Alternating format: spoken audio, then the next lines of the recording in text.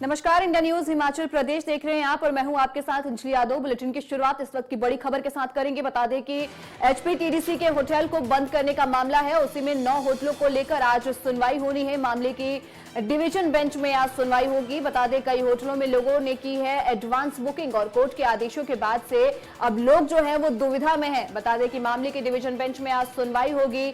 HPTDC को लेकर ये बड़ी खबर है, कई होटलों में लोगों ने एडवांस बुकिंग कर रखी है। अब इसी को लेकर जो है लोग अजमंसन में पड़े हुए हैं कि अब क्या फैसला आएगा। एचपीटीडीसी के होटलों को बंद करने का मामले को लेकर 9 होटलों को लेकर आज सुनवाई की जाएगी, क्योंकि लोगों ने पहले से ही एडवांस बुकिंग कर रखी है। मामले की डिवीजन बेंच में आज सुनवाई की जाएगी, सुनवाई होनी है। बता दें कि कई होटलों में लोगों ने एडवांस बुकिंग कर रखी है, इसी को लेकर लोग जो है वो कंफ्यूज हुए पड़े हैं। कोर्ट में आदेशों के बाद दुविधा में अब लोग हैं। अब ये सोच रहे हैं कि क्या फैसला जो है वो सामने आएगा। बता दें कि एचपीटीडीसी के होटलों को बंद करने का मामला है। होटल घाटे में जा रहा था, इसकी वजह से जो है ये आदेश दिए गए थे कि होटलों को बंद कर दिया जाए। 9 होटलों को लेकर आज फिर से सुनवाई होगी। मामले की डिवीजन बेंच में आज सुनवाई होगी, क्योंकि लोगों ने एडवांस बुकिंग कर रखी है। कई ऐसे लोग हैं जिन्होंने होटल की एडवांस बुकिंग कर रखी है और लोग अब दुविधा में फंसे हुए हैं। कोर्ट के आदेशों के बाद लोग दुविधा में हैं, क्योंकि कोर्ट की तरफ से ये आदेश दिए गए थे कि होटल्स को बंद कर दिया जाए, क्योंकि होटल जो है वो घाटे में जा रही है। तो एचपीटीडीसी के होटलों को बंद करने का मामला, जिसको लेकर आज सुनवाई होगी। 9 होटलों को लेकर आज सुनवाई होगी। बता दें कि जो सुनवाई है वो डिवीजन बेंच में आज सुनवाई होगी इस मामले की, और लोग जो है वो दुविधा में फंसे हुए, क्योंकि लोगों की तरफ से कई होटलों की एडवांस बुकिंग की जा चुकी है और लोग इसी को लेकर अब कोर्ट के आदेश के आने के बाद दुविधा में फंसे हुए हैं।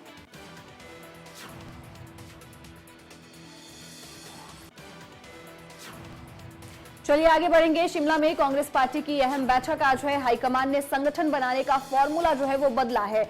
हिमाचल भेजे एआईसीसी सचिव और पर्यवेक्षक का फीडबैक लेने के बाद हाईकमान की रिपोर्ट देंगे। प्रतिभा सिंह को टीम बनाने का फ्री हैंड नहीं मिला है।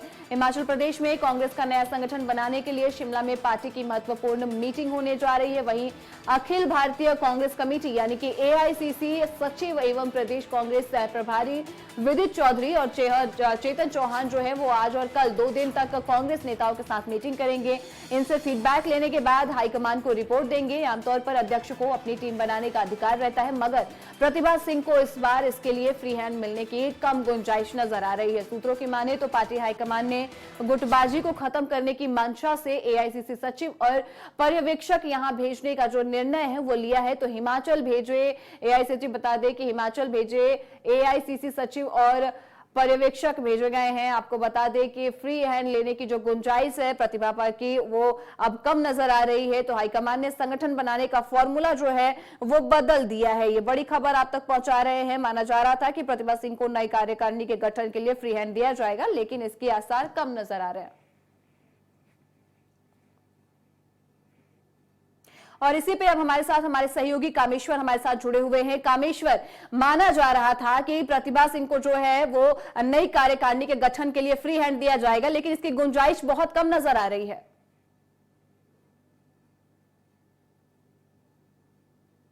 प्रतिभा सिंह से पहले मुख्यमंत्री सुखविंदर सिंह सुक्खू स्वयं भी प्रदेश अध्यक्ष रहे, कौल सिंह रहे, वीरभद्र सिंह रहे। उनके कार्यकाल में कभी ऐसा नहीं हुआ कि जो पर्यवेक्षक है वो दिल्ली से आया। अक्सर देखा जा रहा है कि जो गुटबाजी पिछले 2 वर्षों में देखने को मिली है, ये किसी से छिपी नहीं है। जब क्रॉस वोटिंग हुई थी उस दौरान भी देखा गया था जो पर्यवेक्षक डीके शिव कुमार जो कर्नाटका के डिप्टी सीएम है, जो भूपेंद्र सिंह हुड्डा है, उन्हें पर्यवेक्षक के रूप से हिमाचल प्रदेश भेजा गया था, ताकि जो तालमेल सरकार के बीच बनाया जा सकते। लेकिन इस बार भी जो स्थिति है वो कहीं ना तो कहीं डगमगा रही है। अगर आपने देखा होगा जिस तरीके से प्रतिभा सिंह ने पहले भी अपनी ही सरकार को अड़हाल लेते हुए कहा था कि इस तरीके से जो नेतागण है उन्हें दरकिनारा किया जा रहा है, चाहे जो वरिष्ठ नेतागण है, चाहे वो आशा कुमारी है, कौल सिंह ठाकुर है जो कि पूर्व प्रदेश अध्यक्ष रह चुके हैं, इसके अलावा जो अन्य जो नेतागण थे उन्हें कहना तो कहीं दरकिनारा किया जा रहा है। तो ऐसे में जो देखने को ये मिला है कि 2 गुट आपस में कांग्रेस के हो चुके हैं, जिसके चलते जो स्थिति है वो कहीं ना तो कहीं डगमगाई। अगर देखा जाए एक गुट जो हॉली लॉज का है, दूसरा गुट जो सुखविंदर सिंह सुक्खू का है।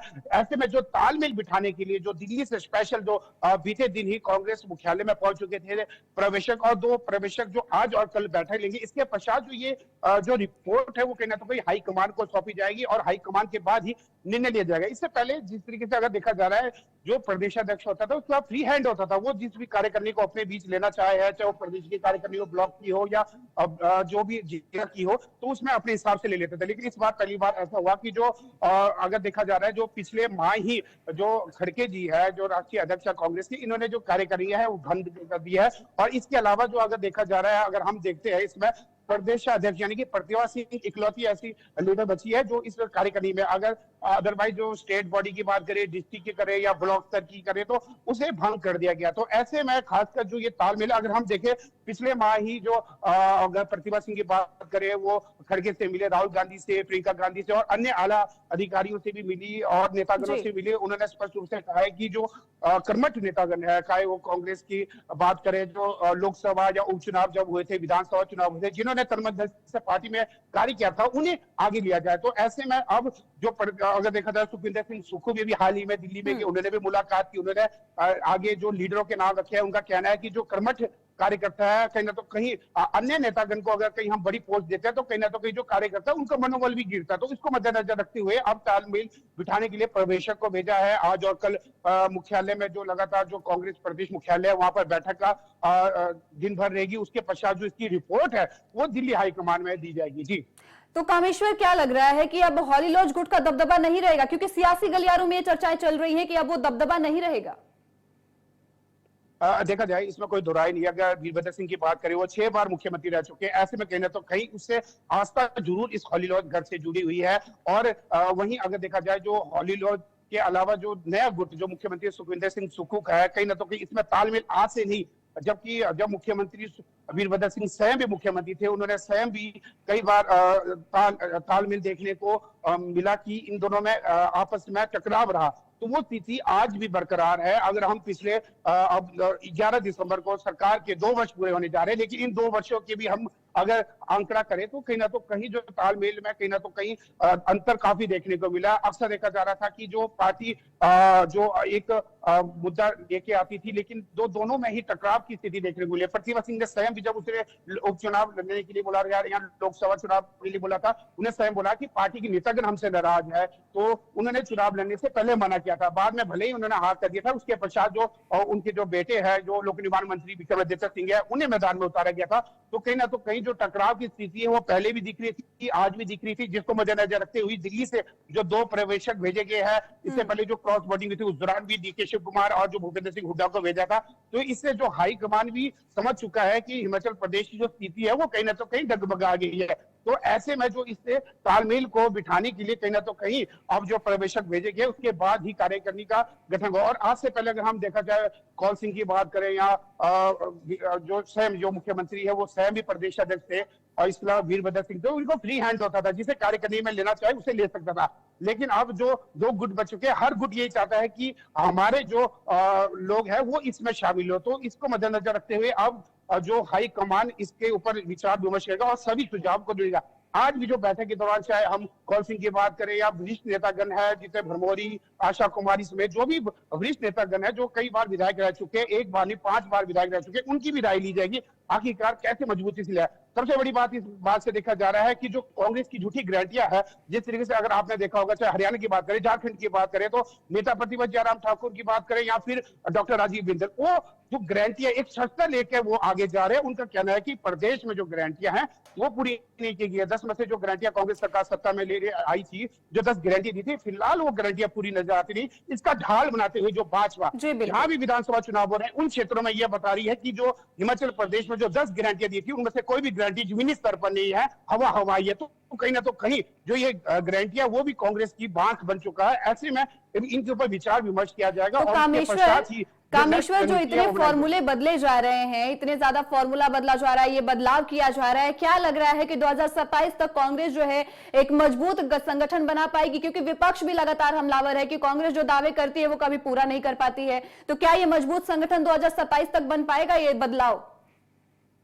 जी, अगर देखा जाए जिस तरीके से जो पर्यवेक्षक को इसीलिए यहाँ पर भेजा गया, अगर देखा जाए जो डीके शिव कुमार जो डिप्टी सीएम थे कर्नाटका के, वो एक संकट मोचन का हनुमान की तरह वो कार्य करते हैं। वो कहीं भी जब कोई सरकार गिरी होती है, उसे बचाने के लिए उनका बड़ा महत्वपूर्ण योगदान रहता है। तो ऐसे में कहना तो कहीं अब जिस तरीके से जो प्रवेशक भेजे हैं और जो राष्ट्रीय नेता है वो काफी उनके पास एक्सपीरियंस है, कहना तो कहीं तालमेल बिठाने की जरूरत रहेगी, क्योंकि अगर हमें 2000 कांग्रेस सरकार को यदि 2027 का चुनाव जीतना है तो इसके लिए कहना तो कहीं रणनीति आज से ही तैयार करनी पड़ी। अगर देखा जा रहा है इतिहास में पहली बार ऐसा हुआ जो सत्तारूढ़ पार्टी राज्यसभा में अपना सांसद नहीं भेजा, जबकि अगर हम बात करें हिमाचल प्रदेश के इतिहास की तो जिस तरीके से आज से पहले भी क्रॉस वोटिंग हुई थी जब वीरभद्र सिंह मुख्यमंत्री थे और नेता प्रतिपक्ष उस दौरान धूमल जी थे, उस दौरान भी क्रॉस अत्यधिक हुई, लेकिन जो क्रॉस वोटिंग के बावजूद भी सत्ता पक्ष जीता। पर इस बार इतिहास में ऐसा देखा गया कि 40 विधायक कांग्रेस के पास थे। अगर हम बात करें भाजपा की, उनके पास मात्र 25 विधायक थे और वहीं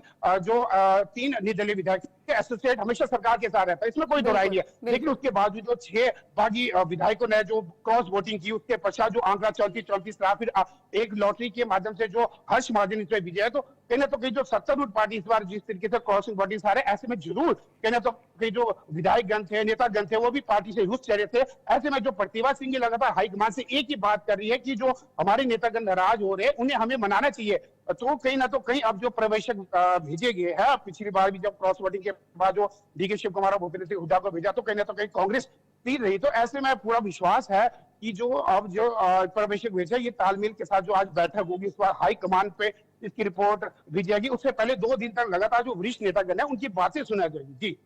जी कामेश्वर, क्योंकि क्रॉस वोटिंग वाला फॉर्मूला तो फेल हो गया था, लेकिन कांग्रेस ये पूरी कोशिश करेगी कि 2027 तक एक संगठन बने और ये जो तमाम फॉर्मूले अब लगाए जा रहे हैं वो कम से कम बचा रहे, वो फेल ना हो, क्योंकि क्रॉस वोटिंग तो फेल हो गया।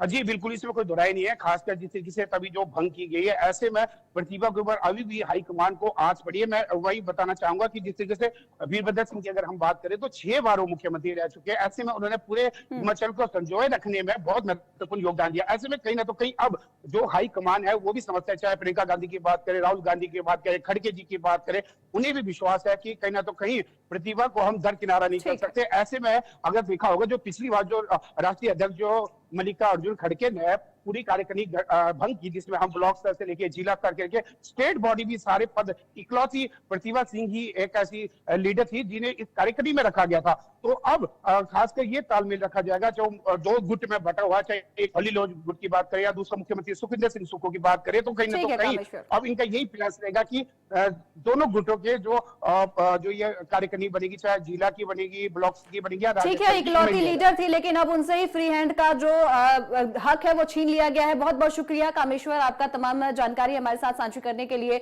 चलिए अब खबरों में आगे बढ़ेंगे। जब तक हिमाचल है तब तक दिल्ली स्थित हिमाचल भवन को आंच नहीं आ सकती है, ये बात प्रदेश के डिप्टी सीएम मुकेश अग्निहोत्री ने मंडी जिले के दौरे के दौरान कही है।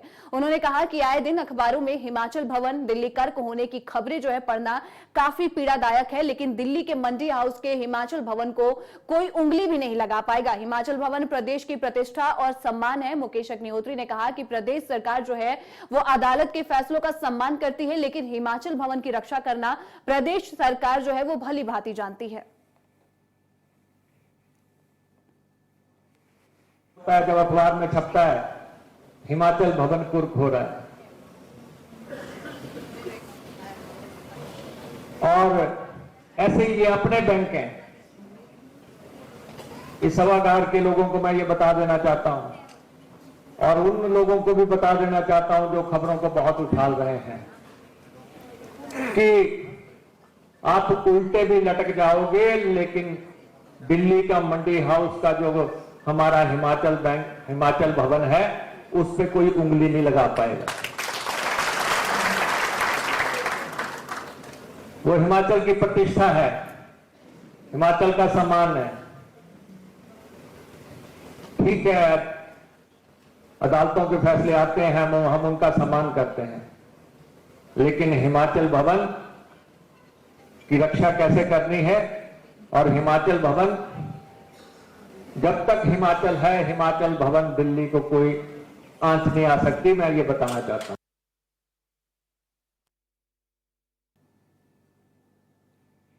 वहीं प्रदेश में पानी के बिलों पर विपक्ष के दुष्प्रचार पर डिप्टी सीएम मुकेश अग्निहोत्री ने कहा कि ग्रामीण क्षेत्रों में किसी भी ग्रामीण से पानी के बिल का बकाया राशि नहीं ली जाएगी।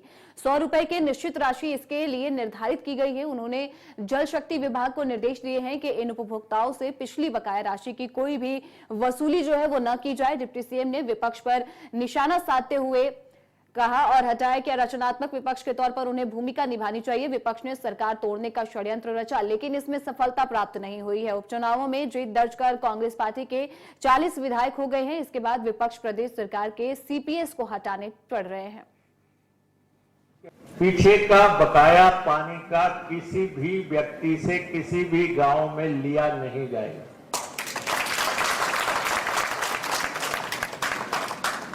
ये जब हम अखबारों में पढ़ते हैं कि ये 12,000 रुपया बिल आ गया, 18,000 रुपया बिल आ गया, मैं सार्वजनिक मन से कह रहा हूं कि अगर आप लोगों ने किसी से पिछला बिल लेने की कोशिश की तो उस अफसर पे कार्रवाई की जाएगी।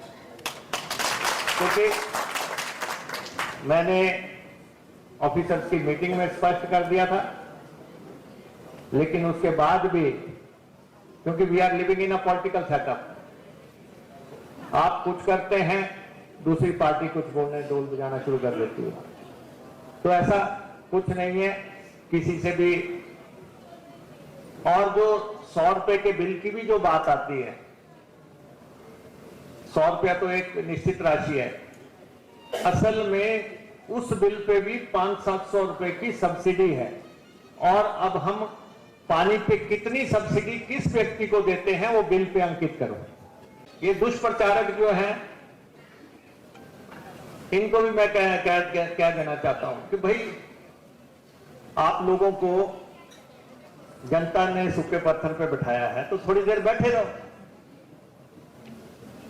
अगर शासन बदला है, आपको हटाया है, आप जो है रचनात्मक विपक्ष की भूमिका निभाओ। पहले आप सरकार तोड़ने चल पड़े, आपसे टूटी नहीं, और हम फिर 40 हो गए। इलेक्शन हुए, हम 6 जीत गए, हम 40 हो गए। फिर आप जो है हमारे सीपीएस हटाने। युवा पीढ़ी में नशे के बढ़ते चलन को देखते हुए सरकार इसे कम करने का प्रयास लगातार कर रही है। वहीं आमजन को भी इस नशे के खिलाफ जागरूक किया जा रहा है। इसी संदर्भ में नाहन के विधायक अजय सोलंकी ने विशेष मुहिम चलाई। समाज को नशे के खिलाफ जागरूक करने के उद्देश्य से नगर में जगह जगह नशे के खिलाफ वाले बोर्ड भी लगाए गए हैं और उसमें टेलीफोन नंबर भी दिए गए हैं जहां ऐसी कोई घटना की सूचना दी जा सकती है। भविष्य की पीढ़ी को सुरक्षित करने के लिए, इसके लिए मैं आपसे भी निवेदन करता हूँ, आपके माध्यम से भी मैं आह्वान करता हूँ सबसे कि इसे एक जन आंदोलन की तरह देखा जाए और हर व्यक्ति को इस आंदोलन में हिस्सा लेने की आवश्यकता है। क्योंकि जब हमारी भविष्य की पीढ़ियाँ सुरक्षित रहेगी तभी हमारा देश भी आगे बढ़ेगा। और जिस तरह का नशे का आज प्रचलन है वो जानलेवा है, तो हम बच्चों को भी जागरूक करें और जो नशे का व्यापार कर रहे हैं लोग, उनके खिलाफ जो है सरकार तो कानून बना सकती है, लेकिन हमें सभी लोगों का, समाज के हर व्यक्ति का सहयोग इसमें जरूरी है ताकि हम उन असामाजिक तत्वों जो नशे का। चलिए आगे बढ़ेंगे। सुजानपुर विधायक राजेंद्र राणा ने मुख्यमंत्री पर दोहरे मापदंड अपनाते हुए आरोप लगाए हुए हैं कि बताएं कि प्रदेश की जनता के समक्ष गंभीर सवाल भी उन्होंने खड़े किए। राजेंद्र राणा ने कहा कि एक तरफ मुख्यमंत्री प्रदेश में आर्थिक संकट का हवाला देकर जनता को कठिनाइयों का संदेश दे रहे हैं, वहीं दूसरी ओर वे 5 स्टार संस्कृति को खुद बढ़ावा दे रहे हैं जो प्रदेश के मुखिया होने के नाते उन्हें शोभा नहीं देता है। उन्हें सवाल उठाया कि मुख्यमंत्री के 5 स्टार होटलों में रुकने का खर्च कौन वहन करता है? यदि यह बिल सरकारी खजाने से अदा किया जा रहा है तो ये जनता के धन का दुरुपयोग है। मुख्यमंत्री सुखविंदर सिंह सुक्खू हिमाचल प्रदेश के पहले मुख्यमंत्री हैं जो कि 5 स्टार कल्चर जो है वो हिमाचल प्रदेश में लेके आए। इससे पहले भी हमने वीरभद्र जी, प्रेम कुमार धूमल जी, जयराम ठाकुर जी, सबको हमने काम करते हुए देखा है, हमने भी काम किया साथ में। परंतु सुक्खू जी पहले मुख्यमंत्री हैं जो कि 5 स्टार कल्चर को जो है जिसको कहते हैं बड़ा प्यार हो गया है। हम इससे पहले भी बार बार इससे पूछते रहे हैं कि इनकी आखिर क्या मजबूरियां हैं कि चंडीगढ़ में जब भी आते हैं ये, तो हिमाचल भवन वहां पर सीएम स्वीट सरकार ने तैयार किया। पहले भी मुख्यमंत्री वहीं रुकते रहे हैं, परंतु मुख्यमंत्री सुक्खू जी वहां ना रुके 5 स्टार में जाके रुकते हैं। इसके पीछे मजबूरियां हैं कि इनका 5 स्टार कल्चर से प्यार है, ये हमारी समझ से परे है। एक दिन पहले 22 नवंबर को जब दिल्ली से मुख्यमंत्री सुक्खू जी चंडीगढ़ आए, हेलीकॉप्टर से आए, और हेलीकॉप्टर से उतरते ही सरकारी गाड़ियां का इस्तेमाल करने के बजाय प्राइवेट वाहन का इस्तेमाल करके, चलो जहां भी गए होंगे वो उनका अपना निजी मामला है, परंतु हिमाचल भवन में ना रुककर ललित में जा गए, या फिर उसके बाद जो है वो वहां पर हयात रेजेंसी में गए और वहां रुके और रात भी वहां रहे। और जब रुके तो सिक्योरिटी, और गए तो सिक्योरिटी को भी दाएं बाएं कर देते हैं। आखिर सिक्योरिटी से भी, इनको अपनी सिक्योरिटी से भी क्या ऐसा थ्रेट हो गया है कि वो कहीं लीकेज कर देंगे। तो प्रदेश की जनता जानना चाहती है कि क्या हिमाचल भवन में रुकने से आपको भय क्या है? कोई वहां हिमाचल भवन में कोई खटमल तो नहीं है कि उससे परेशान होकर आप 5 स्टार की तरफ चले जाते हैं? तो इसलिए 5 स्टार में रुकते समय सिक्योरिटी भी दाएं बाएं कर देते हैं। तो आखिर मामला क्या है? कौन लोग मिलने के लिए आते हैं? कौन कमरे बुक करा रहे हैं? अगर वो कमरे जो स्वीट बुक करवा रहे हैं, वो जो जिनके नाम बुक हो रहे हैं, क्या उनको क्या आप ओबलाइज कर रहे हैं या वो आपको ओबलाइज कर रहे हैं? ये बड़ा मतलब एक रहस्यमय विषय बन चुका है। ये समझ सकते हैं हमें, इसका मुख्यमंत्री जी को कम से कम प्रदेश की जनता को बताना चाहिए। हम लोग 9 लोग अगर 5 स्टार में मजबूरी में रुके तो हमारे ऊपर पुलिस में एफआईआर दर्ज हो गई, अपने साथियों से एफआईआर दर्ज करवा दी, हम लोगों को पुलिस स्टेशन में बुला के टॉर्चर किया गया। परंतु आप 5 स्टार में हिमाचल भवन होने के बावजूद भी रुकते हैं, तो ये राज प्रदेश की जनता को बता दो। और चलिए अब इस बुलेटिन में फिलहाल इतना ही। हिमाचल प्रदेश से जुड़ी तमाम खबरों के लिए देखते रहिए इंडिया न्यूज हिमाचल प्रदेश।